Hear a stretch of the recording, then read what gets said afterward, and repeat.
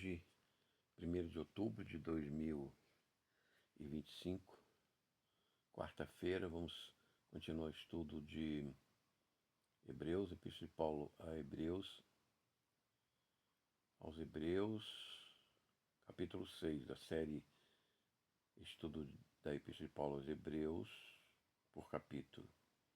Esse que eu sou Alfa, oferecimento do Ministério da Igreja Eterna Nosso Senhor Jesus Cristo, localizador Luz e Glória, para o grupo Cruz e Força e Fé no WhatsApp, também para o canal Notícias Cristo Rei, Nazareno Ressurreto.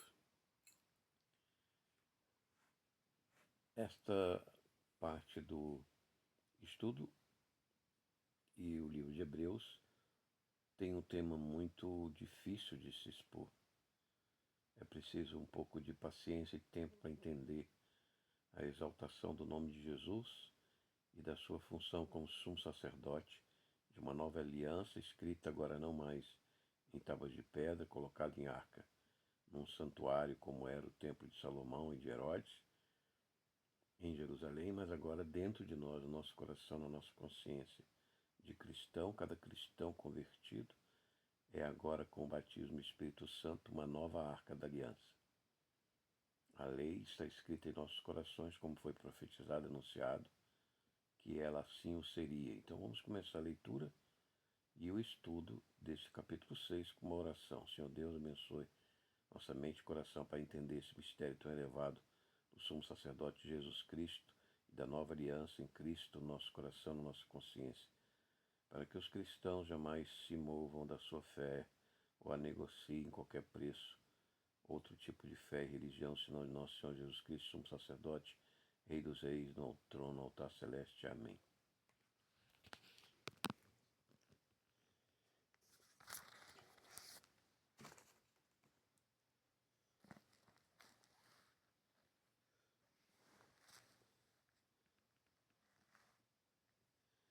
Pelo que, deixando os princípios da doutrina de Cristo, prossigamos até a perfeição,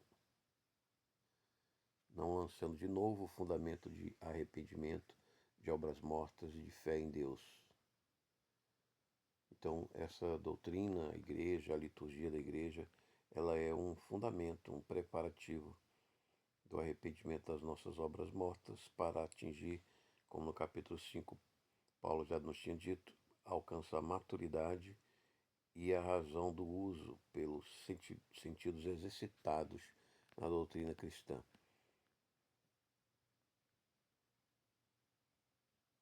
Fé em Deus, doutrina sobre o batismo, de imposição de mãos, sobre a ressurreição de mortos e sobre o juízo eterno. Isso faremos se Deus o permitir, porque é impossível.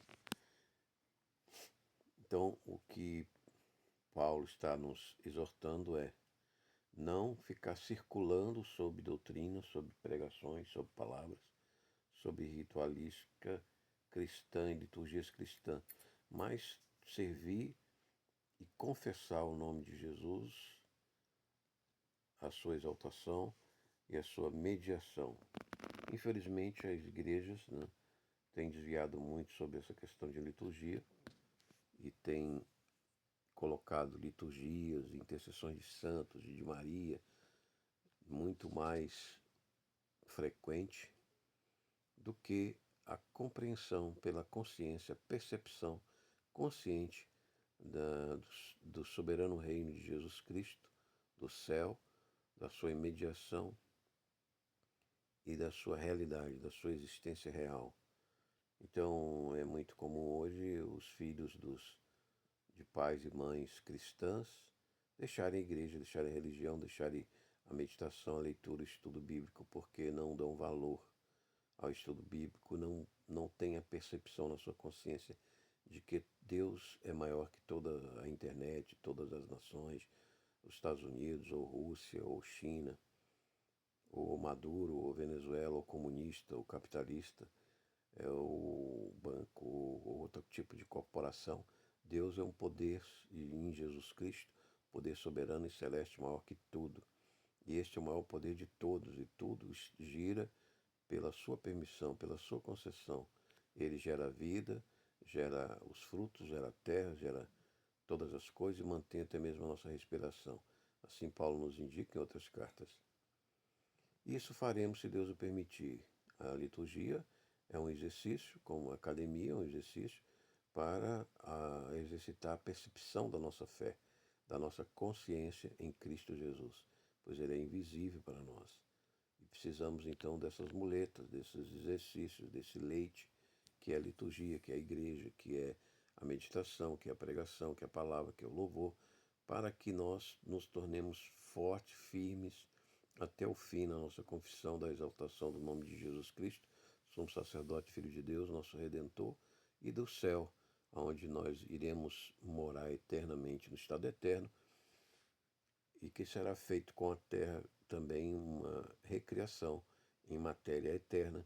Nosso corpo será dado então uma nova arca da aliança, que é um corpo de matéria eterna para um universo eterno, onde reinaremos depois do milênio de 1000 anos e do juízo final, do tribunal das almas perdidas e dos anjos caídos.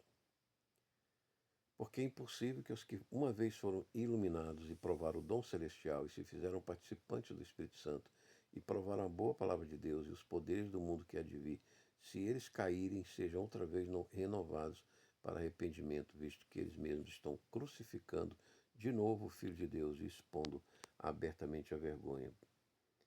Então aqui a preocupação de Paulo é que aqueles judeus e nós hoje deixemos a fé cristã por o budismo, por um Buda careca, né, sentado, ou por o islamismo, a fé babilônica do deus Ra-Alá, do hinduísmo, do hindu, que está junto com o budismo também, segue na mesma Babilônia, na falsa religião. Ra era um deus do Egito e Ra-Alá era um deus da hindu, e o pai de Maomé, que servia a Alá, era chamado de Abdullah, servo de Alá. Foi seu filho, Maomé, então, reformou o hinduísmo da Kaaba com o deus Ra-Alá, que era o deus do seu pai. Então, eliminou os outros deuses hindus. Essa confusão do hinduísmo e do islamismo, até hoje eles discutem em conferências anuais. E muitos hindus que se transformaram muçulmanos, quando estudam no Ocidente, descobrem essa verdade, que Alá é apenas um deus das milhares que tem no hinduísmo, na idolatria do hinduísmo. Eles então fogem. Por isso os judeus também não adotaram a religião de Maomé, porque ela veio de uma religião politeísta, que é o hinduísmo. E os judeus são monoteístas. Porque a terra, então a gente quando faz isso, quando muda de religião cristã para uma outra religião, como um outro Jesus, que não é Deus, que não é um sacerdote, que não é filho de Deus, como alguns judeus nazarenos ou messiânicos, né, o fazem, cristãos se tornam judeus messiânicos ou nazarenos, não acreditando que Jesus é o filho de Deus, o sumo sacerdote do céu eterno, eles estão envergonhando abertamente, né, a sua fé, a Igreja de Deus, de Cristo, e também crucificando novamente o Filho de Deus. E aí se torna impossível renovar o arrependimento dessas pessoas. Então nós devemos ter muito cuidado com isso. Está acontecendo no Brasil, com esses ministérios aí messiânicos, que a gente não tem muita certeza se eles permanecem na fé ortodoxa do Rabino Paulo, de São Paulo, da Igreja Ortodoxa Católica verdadeira, da Almeida Corrigida Fiel, na tradução do texto Receptus, e não um texto eclético ou sinaítico do Vaticano, que era um texto com 3.000 erros. Então existe uma ortodoxia, todo um cuidado com a tradução que nós seguimos em português da Bíblia, Almeida Corrigida Fiel, e também da nossa fé de quem é Jesus, do nome de Jesus, da honra e glória que tem o nome santo do Filho de Deus, do Deus eterno com o Pai, que Paulo está aqui argumentando, uma série de argumentos, dezenas de argumentos, nos evidenciando isso, porque Paulo era o doutor, o maior intelectual da época, da sua geração, onde houve a plenitude da revelação de Deus, que começou na lei e se tornou plena na geração do primeiro século, com Paulo e os apóstolos. Porque a terra que absorve a chuva que cai sobre ela e produz erva útil provê para aqueles que lavram e recebem a bênção da parte de Deus. mas aquela que produz espinhos e abrolhos é rejeitada e perto está da maldição, e o seu fim é ser queimado. Porém, amados, esperamos coisas melhores de vós e coisas que acompanham a salvação, embora falemos assim. Então, a linguagem de exortação, de admoestação de Paulo é muito forte, porque isso é um pecado muito grave. Para muitas vezes é irreversível, porque Deus não é injusto para que se esqueça da vossa obra e do trabalho de amor que para com o seu nome mostrastes, porquanto ministrastes aos santos e ainda o servis. Então aí nós devemos ministrar essa confissão do nome de Jesus, Todo-Poderoso, Celeste, Mediador e Sumo Sacerdote, e desejamos que cada um de vós mostre o mesmo zelo até a completa certeza da esperança até o fim.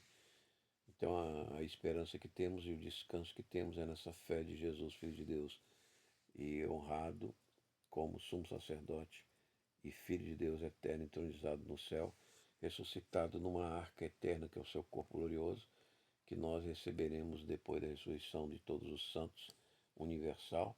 No mundo, todos os cemitérios ficarão vazios de cristãos ortodoxos, né? Católicos da fé, evangélicos, e então nós reinaremos num novo universo eterno, depois do milênio de 1000 anos, do juízo final das almas e dos anjos caídos. E desejamos que cada um de vós mostre o mesmo zelo até a completa certeza da esperança até o fim, para que não estejais ociosos, mas sejais seguidores dos que pela fé e paciência herdam as promessas. Porque